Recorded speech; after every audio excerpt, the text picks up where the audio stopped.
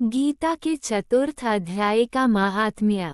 श्री भगवान कहते हैं, प्रिय, अब मैं चौथे अध्याय का महात्म्य बतलाता हूँ, सुनो।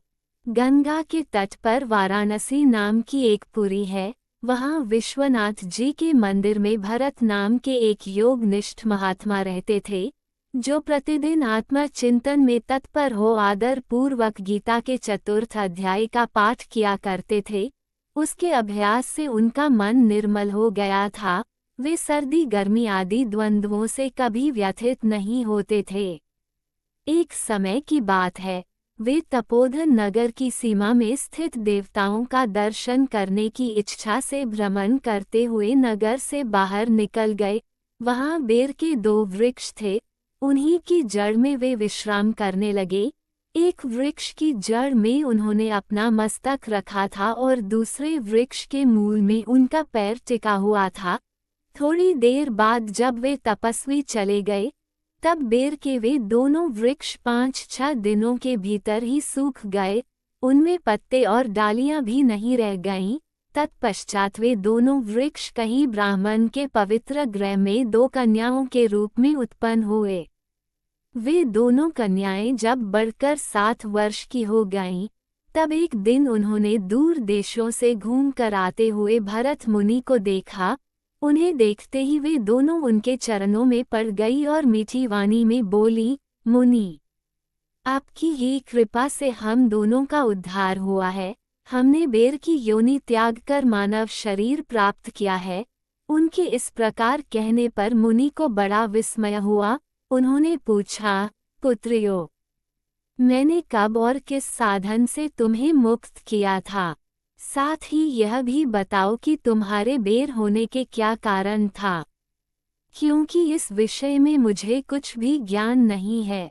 तब वे कन्याएं पहले उन्हें अपने बेर हो जाने का कारण बतलाती हुई बोली, मुनि, गोदावरी नदी के तट पर छिनपाप नाम का एक उत्तम तीर्थ है, जो मनुष्यों को पुण्य प्रदान करने वाला है। वह पावनता की चरम सीमा पर पहुंचा हुआ है। उस तीर्थ में सत्यतपा नामक एक तपस्वी बड़ी कठोर तपस्या कर रहे थे। वे ग्रीष्म ऋतु में प्रज्वलित अग्नियों के बीच में बैठते थे। बारिश के समय में जल की धाराओं से उनके सिर के बाल सदा भीगे ही रहते थे तथा जाड़े के समय में जल में निवास करने के कारण उनके शरीर में हमेशा रोंगटे खड़े रहते थे। वे बाहर भीतर से सदा शुद्ध रहते, समय पर तपस्या करते तथा मन और इंद्रियों को संयम में रखते हुए परम शांति प्राप्त करके आत्मा में ही रमन करते थे। वे अपनी विद्वत्ता के द्वारा जैसा व्याख्यान करते थे, उसे सुनने के लिए साक्षात ब्रह्मा जी भी प्रतिदिन उनके पास उपस्थित होते और प्रश्न करते थे। ब्रह्मा जी के साथ उनका संकोच नहीं रह गया था, अतः उनके आने पर भी वे सदा तपस्या में मग्न रहते थे। परमात्मा के ध्यान में निरंतर संलग्न रहने के कारण उनकी तपस्या सदा बढ़ती रहती थी। सत्यतपा को जीवन मुक्त के समान मानकर इंद्र को अपने समृद्धिशाली पद के संबंध में कुछ भय हुआ। तब उन्होंने उनकी तपस्या में सैकड़ों विघ्न डालने आरंभ किए। अप्सराओं के समुदाय से हम दोनों को बुलाकर इंद्र ने इस प्रकार आदेश दिया, तुम दोनों उस तपस्वी की तपस्या में विघ्न डालो, जो मुझे इंद्र पद से हटाकर स्वयं स्वर्ग का राज्य भोगना चाहता है।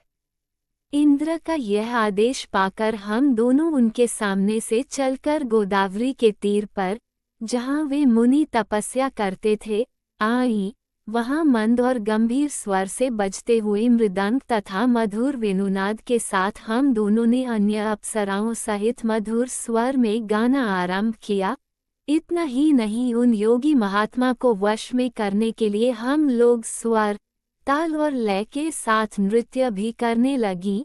बीच बीच में जरा जरा सा अंचल खिसकने पर उन्हें हमारी छाती भी दिख जाती थी। हम दोनों की उन्मत्त गति काम भाव का जगाने वाली थी, किंतु उसने उन निर्विकार चित्त वाले महात्मा के मन में क्रोध का संचार कर दिया। तब उन्होंने हाथ से जल छोड़कर हमें क्रोधपूर्वक शाप दिया, अरे, तुम दोनों गंगाजी के तट पर बेर के वृक्ष हो जाओ। ये सुनकर हम लोगों ने बड़ी विनय के साथ कहा, महात्मन, हम दोनों पराधीन थी, अतः हमारे द्वारा जो दुष्कर्म बन गया है उसे आप क्षमा करें। ये कहकर हमने मुनि को प्रसन्न कर लिया। तब उन पवित्र चित्त वाले मुनि ने हमारे शाप उद्धार की अवधि निश्चित करते हुए कहा, भरत मुनि के आने तक ही तुम पर यह शाप लागू होगा, उसके बाद तुम लोगों का मृत्यु लोक में जन्म होगा और पूर्व जन्म की स्मृति बनी रहेगी।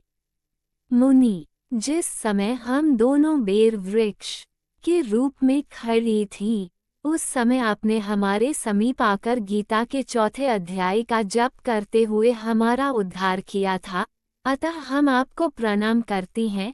आपने केवल शाप ही से नहीं, इस भयानक संसार से भी गीता के चतुर्थ अध्याय के पाठ द्वारा हमें मुक्त कर दिया। श्री भगवान कहते हैं, उन दोनों के इस प्रकार कहने पर मुनि बहुत ही प्रसन्न हुए और उनसे पूजित हो विदा लेकर जैसे आए थे वैसे ही चले गए तथा वे कन्याएं भी बड़े आदर के साथ प्रतिदिन गीता के चतुर्थ अध्याय का पाठ करने लगी, जिससे उनका उद्धार हो गया। इस प्रकार की धार्मिक वीडियो देखने के लिए हमारे चैनल को सब्सक्राइब करें।